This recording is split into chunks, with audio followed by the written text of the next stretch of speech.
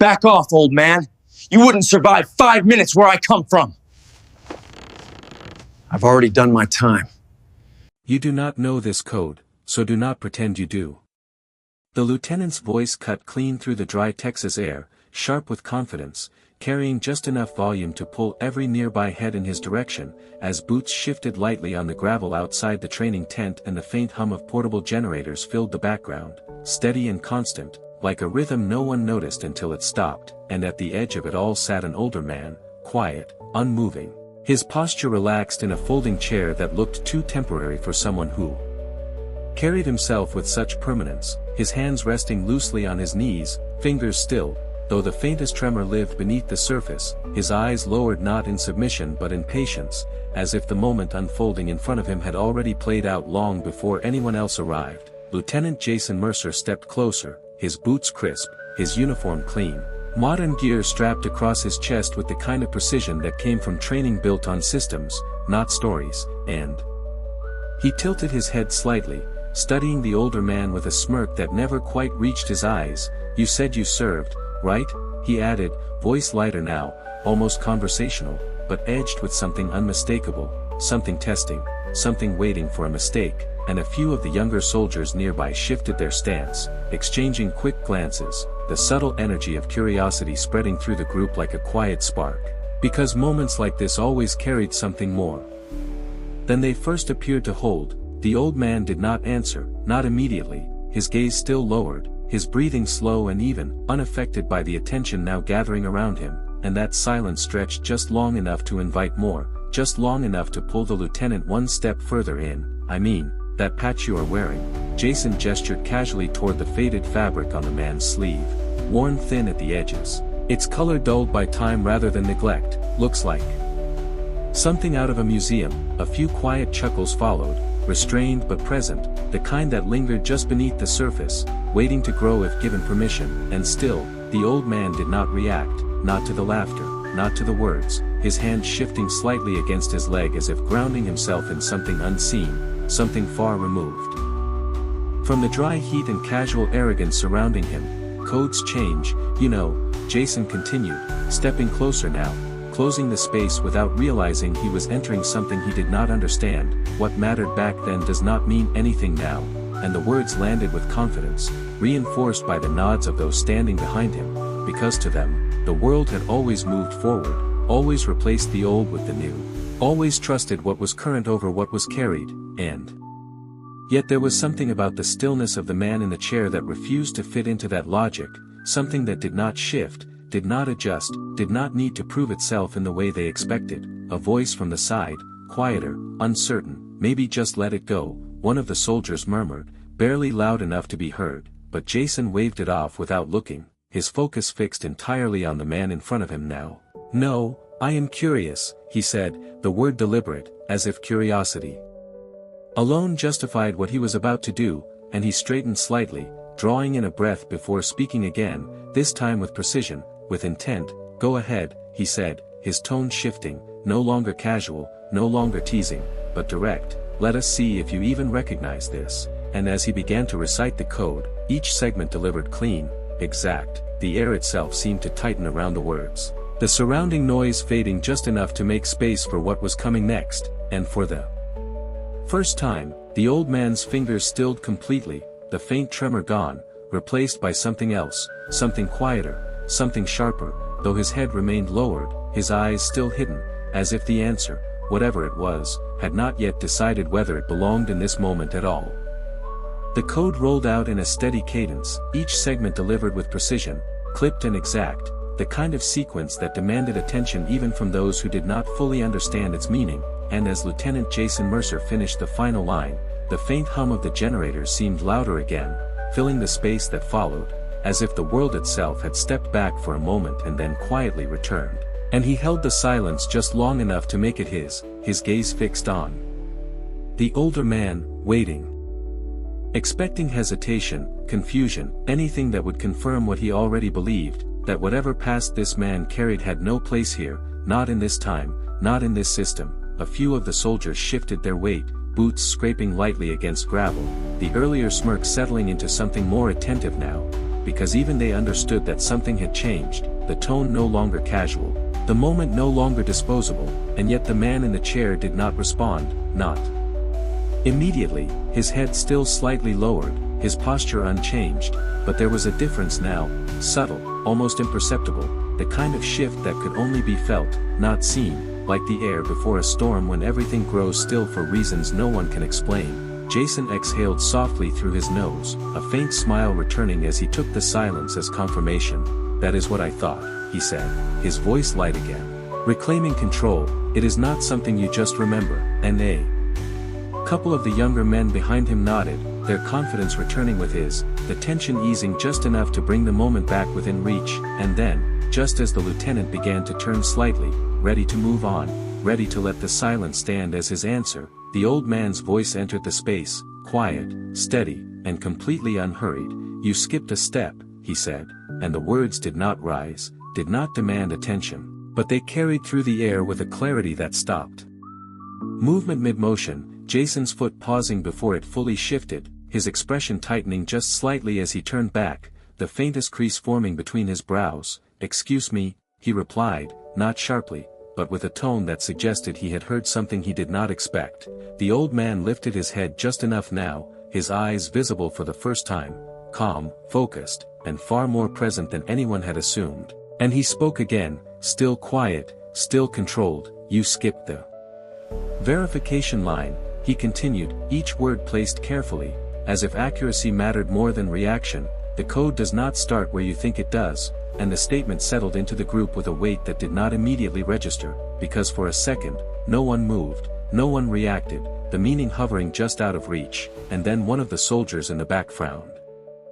His head tilting slightly as he replayed the sequence in his mind, his lips parting just a fraction as something did not align the way it should have. Jason's posture stiffened, not dramatically, but enough to shift the energy around him, his confidence no longer expanding but holding, contained, as if testing whether the ground beneath him was still solid. "That is not how it is taught," he said, his voice firmer now, less casual. But the old man did not argue, did not push, he simply held the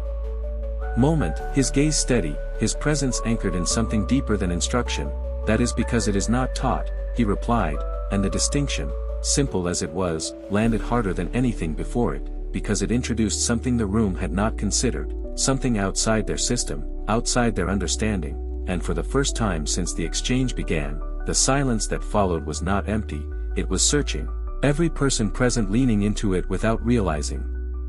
They had already begun to question what they thought they knew.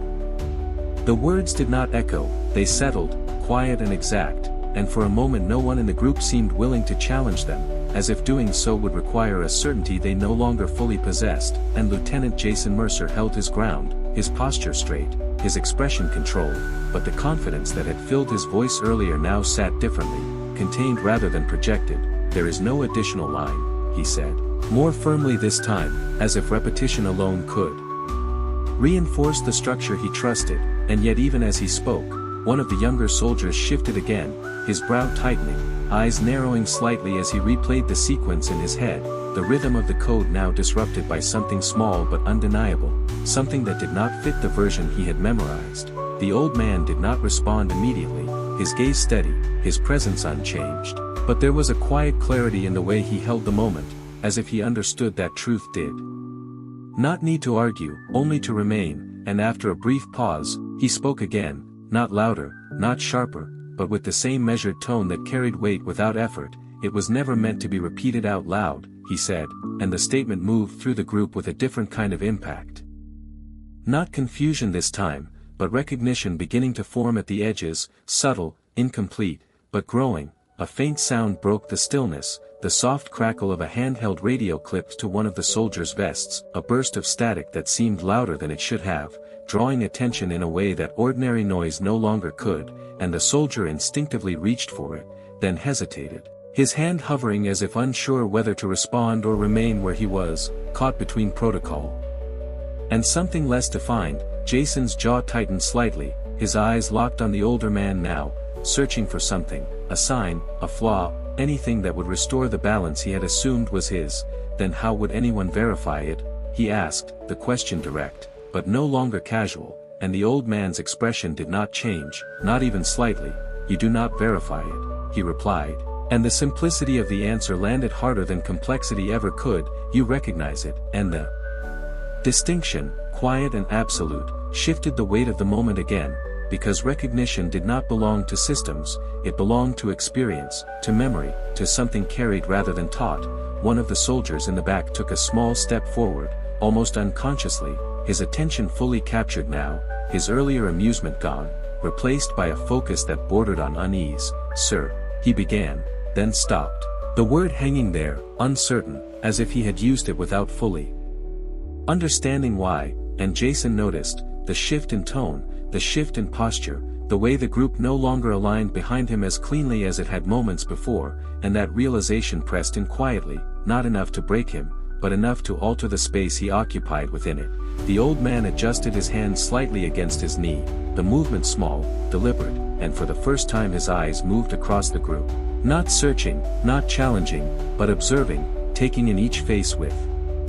a calm that felt older than the setting, older than the training, older than the assumptions that had brought them to this moment, and as the silence returned, deeper now, more grounded, it was no longer empty, it was filled with something else entirely, something that did not need to be named to be understood, the growing realization that the test had not gone the way anyone expected, and that whatever answer they thought they were waiting for had already been given, whether they were ready to accept it or not. The silence no longer belonged to uncertainty, it had weight now, direction, and it pressed into the group in a way that made movement feel out of place, as if even shifting a foot might break something that had not yet fully formed, and Lieutenant Jason Mercer felt it, not as doubt, but as resistance, something pushing quietly against the structure he relied on, and he straightened slightly, drawing a breath that was meant to reset the moment. To bring it back under control, recognition is not a system, he said, his voice firm, measured, trying to anchor the exchange in logic. It is not how we operate anymore, and the words carried authority, but they did not travel as far as they had before, because the room itself had changed, the space between certainty and assumption no longer as clear as it had been minutes ago. The old man listened, his gaze steady, his posture unchanged, and when he responded, it was not to argue, not to challenge, but to clarify. "That is because you were never meant to operate it," he said, and the distinction landed with a quiet precision that shifted the balance again, subtle but undeniable, and somewhere behind Jason, one of the soldiers lowered his head slightly, his expression tightening as something clicked into place, not fully, not yet, but enough to disrupt the confidence he had carried into the moment. A faint breeze moved through the open side of the tent, carrying dust across the ground in a thin, shifting line, the fabric above them stirring just enough to let light flicker across faces, across uniforms, across the worn patch on the old man's sleeve, and for a second, everything seemed to sharpen, the details more defined, the stillness more deliberate. The radio crackled again, louder this time, a short burst of static followed by a clipped voice that cut through the quiet. "Unit Bravo, confirm last transmission," and the soldier holding it hesitated, his thumb hovering over the button, his eyes flicking toward Jason, then toward the old man, caught between instruction and instinct, and Jason noticed, the hesitation, the shift, the way the room no longer moved with him as easily as it had before, and something in his posture adjusted, not outwardly, but enough to change the tension around him. "Respond," he said, the command direct, but softer than before, less forceful, as if he understood that pushing harder would not bring the moment back. The soldier lifted the radio slowly, his voice careful, controlled. "Bravo confirms. Stand by," he said, the words trailing slightly at the end, not because he did not know what to say, but because something about the situation made certainty feel premature. The old man's eyes moved briefly toward the radio, then back to Jason, not with judgment, not with superiority, but with something closer to recognition, as if he had seen this moment before, not here, not with these people, but in a different place, a different time, where the same pattern had played out under different circumstances. "Codes like that were never meant to be tested," he said quietly, his voice carrying through the space without effort. "They were meant to be carried," and the words settled deeper than anything before, because they did not challenge the lieutenant's authority, they reframed it, placed it within a context that did not diminish it, but revealed its limits, and for the first time since the exchange began, Jason did not respond immediately. his gaze holding on the old man, his expression steady but no longer certain, and around them, the group remained still, not waiting for an answer now, but for understanding, the kind that does not arrive all at once, but builds slowly, piece by piece, until the moment finally catches up with what has already been said. The air held steady, heavy with a kind of awareness that had not been there before, and no one seemed willing to be the first to move, as if the moment itself demanded stillness, demanded that it be understood before it was allowed to pass, and Lieutenant Jason Mercer felt that pressure now, not as a challenge, but as something quieter, something that did not push against him but waited for him to catch up. And for the first time since the exchange began, his posture shifted not outwardly, but internally, his certainty no longer expanding, but narrowing, focusing on the man in front of him rather than the group behind him. Then say it, Jason said finally, his voice lower now, controlled but no longer casual, if it is something to be recognized. Then say it the way it is meant to be said, and the request did not sound like a challenge anymore, it sounded like something else, something closer to confirmation, and the old man studied him for a brief moment, not measuring his rank, not weighing his authority, but considering something deeper, something unspoken, before his gaze shifted slightly past him, taking in the others, the way they stood, the way they watched, the way the room itself had leaned into the moment without realizing it. A faint metallic sound broke the stillness, a tool slipping from someone's grip and landing softly against the ground, not loud, but enough to ripple through the space, enough to remind everyone how quiet it had become, and no one bent to pick it up, no one moved at all, because whatever was about to happen felt larger than the small interruptions of movement and noise. The old man exhaled slowly, the kind of breath that carried time with it, and when he spoke, it was not louder, not sharper, but different, the tone shifting just enough to signal that something had changed. It does not begin with the numbers, he said, his eyes steady now, fully present, it begins with the absence, and the words settled into the group with a weight that did not translate immediately, not because they were unclear, but because they belonged to a context none of them had been given, and Jason's expression tightened slightly, not in frustration, but in focus, as if he were trying to map something unfamiliar onto something he already knew. There is no absence in a code, he replied, but the certainty in his voice had softened, the edges no longer sharp, and the old man did not correct him, did not argue, he simply continued, there is when the code was not written for you, and that distinction, quiet and absolute, shifted something deeper, something that moved beyond the surface of the exchange and into the structure beneath it, and one of the soldiers behind Jason drew in a slow breath, his eyes widening just slightly as the realization edged closer, not fully formed, but no longer distant. The radio crackled again, sharper this time, followed by a voice that did not wait for acknowledgement. Bravo, confirm authentication sequence immediately, and the words cut through the moment, not breaking it, but intersecting with it, aligning with it in a way that made the tension sharpen rather than dissipate, and the soldier holding the radio looked toward Jason again, but this time the hesitation was different, not uncertainty, but awareness, as if he understood that whatever answer he gave would no longer belong only to protocol. Jason did not respond right away, his gaze still fixed on the old man, the pieces of the moment aligning in a way that he could not yet fully articulate, and for the first time, the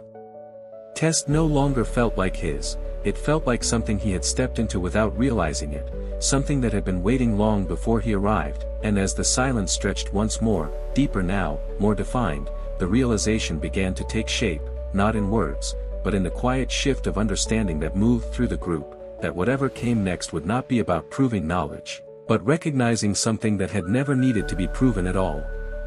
The radio's voice did not repeat itself, it waited, sharp and patient, as if it already understood that the answer it was about to receive mattered more than the urgency in its tone, and the soldier holding it felt that weight settle into his grip, his thumb hovering just above the transmit button, his eyes shifting once more toward Lieutenant Jason Mercer, but this time the question in his expression was no longer about permission, it was about certainty, something that no longer sat clearly.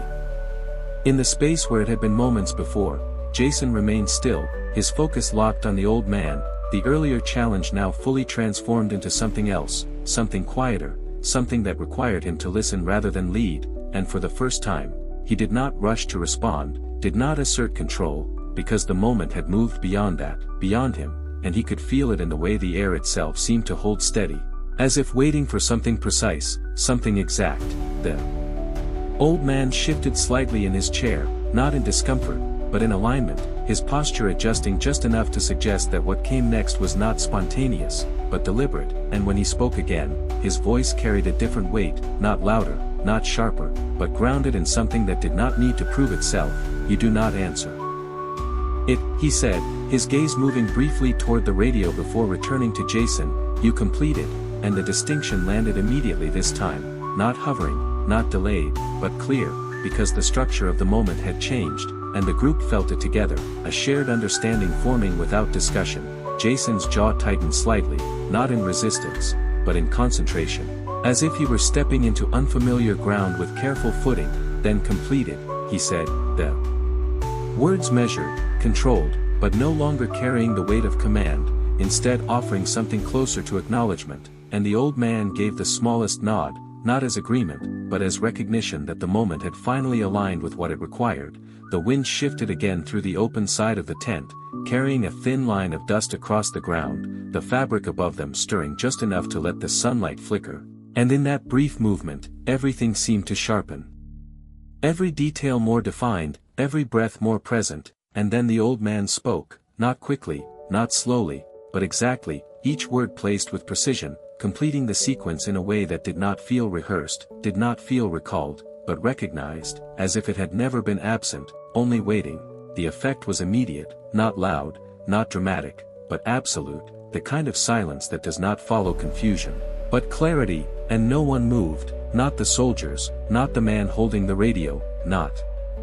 even Jason, whose expression held for a fraction of a second before something in it shifted, not visibly enough to name, but enough to be felt. The structure he had relied on replaced by something he had not been trained to navigate. The radio crackled again, but this time the voice on the other end did not repeat the request. It paused, just long enough to signal that what had been heard was not routine, and when it spoke, the tone had changed, subtle, but unmistakable, confirmed source of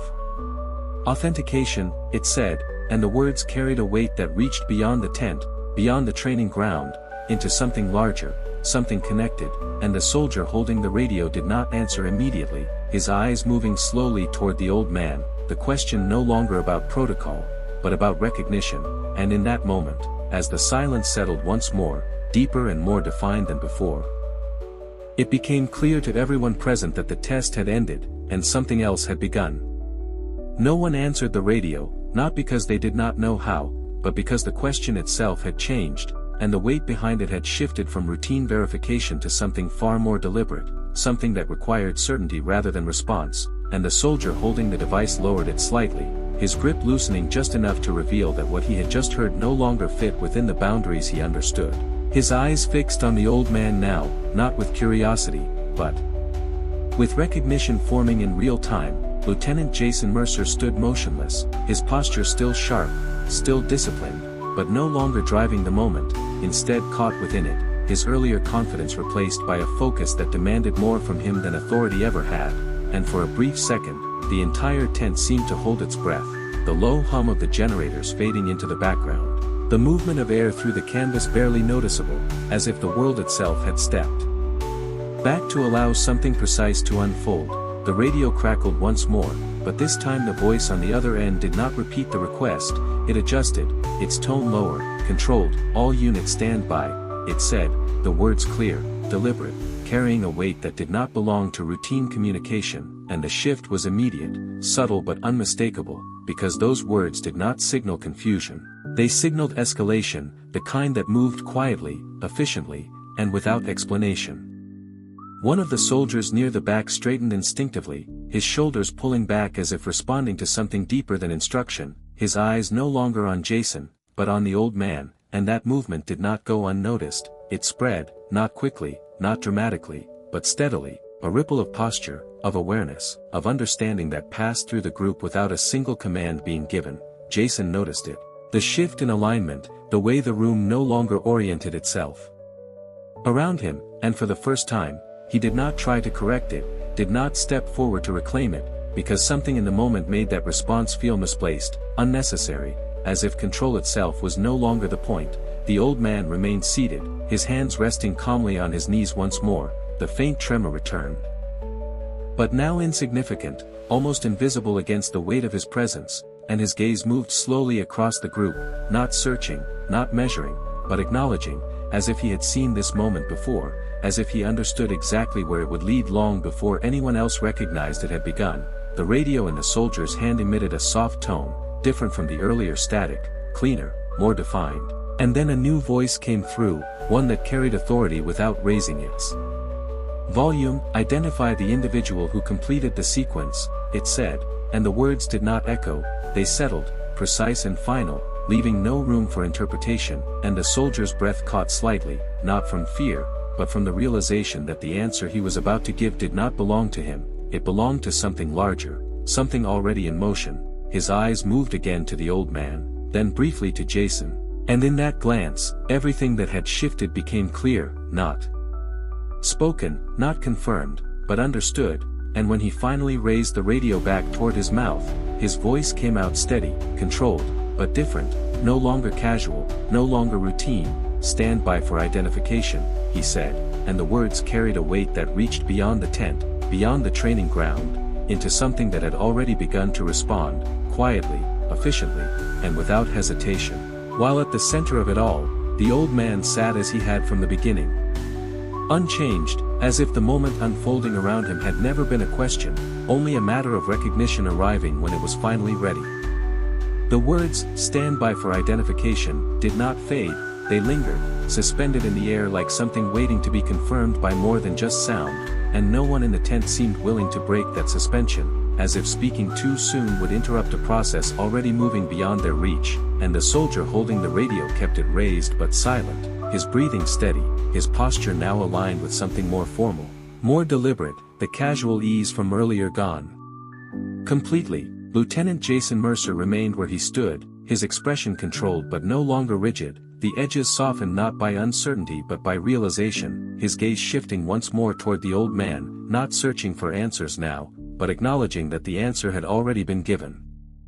In a way he had not been prepared to understand, and around them, the group held their positions, the subtle shifts of earlier replaced by stillness that felt intentional, disciplined, as if something deeper than instruction had taken hold. The radio came alive again, not with static, but with clarity, the voice on the other end returning with a tone that carried structure, command, and something else. Something that did not need to be named to be felt. "All personnel maintain position," it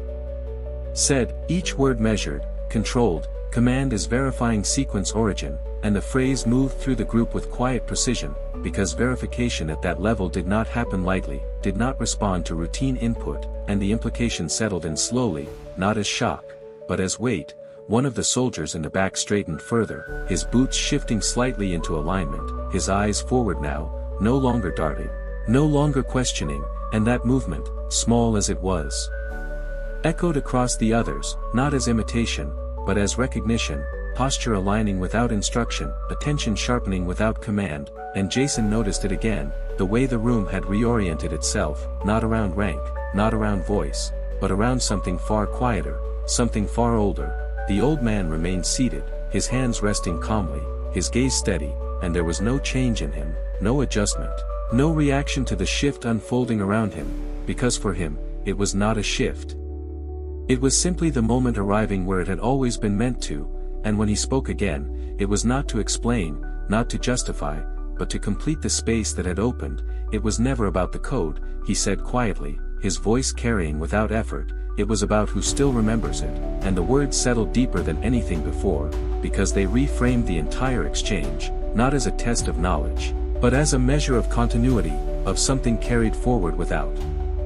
announcement. Jason's shoulders lowered just slightly, the smallest release of tension, and for the first time since the moment began, he did not try to respond immediately, did not assert, did not correct, because the need to do so had passed, replaced by something else, something quieter, something that required him to listen rather than lead. The radio emitted a short tone, sharper than before, followed by a new voice, one that carried unmistakable authority without raising its volume. "Identify and secure the individual," it said, and the words did not trigger movement, they triggered understanding, because secure did not mean containment, it meant protection, it meant priority, it meant that whatever had just been recognized extended beyond the boundaries of the tent, beyond the training ground, into something structured. Something active. The soldier holding the radio lowered it slowly, his eyes moving once more to the old man, and then, without being told, without waiting for instruction, he stepped slightly to the side, creating space rather than closing it, and that gesture, quiet and unspoken, was mirrored by the others, the group opening not out of confusion, but out of acknowledgement, and at the center of it all, the old man remained exactly as he had been from the beginning, still, composed, and entirely unchanged, as if the moment unfolding around him had never been a question, only a recognition waiting to be completed. The space that had opened around the old man remained undisturbed, not because anyone had been ordered to step back, but because no one felt permitted to step forward anymore, and that distinction, quiet and unspoken, settled deeper than any command could have, as the soldiers held their positions with a new kind of awareness, their posture no longer shaped by instruction, but by understanding that had arrived without explanation. Lieutenant Jason Mercer stood still at the edge of that space. His hands relaxed at his sides, his shoulders no longer squared in assertion but grounded in something steadier, something more deliberate, and his eyes remained fixed on the old man, not searching now, not questioning, but acknowledging, as if the moment had redefined not only what he saw, but how he saw it. The radio remained silent for a few seconds, and in that silence, the weight of what had already been set in motion became clearer, not through sound, but through the way the room held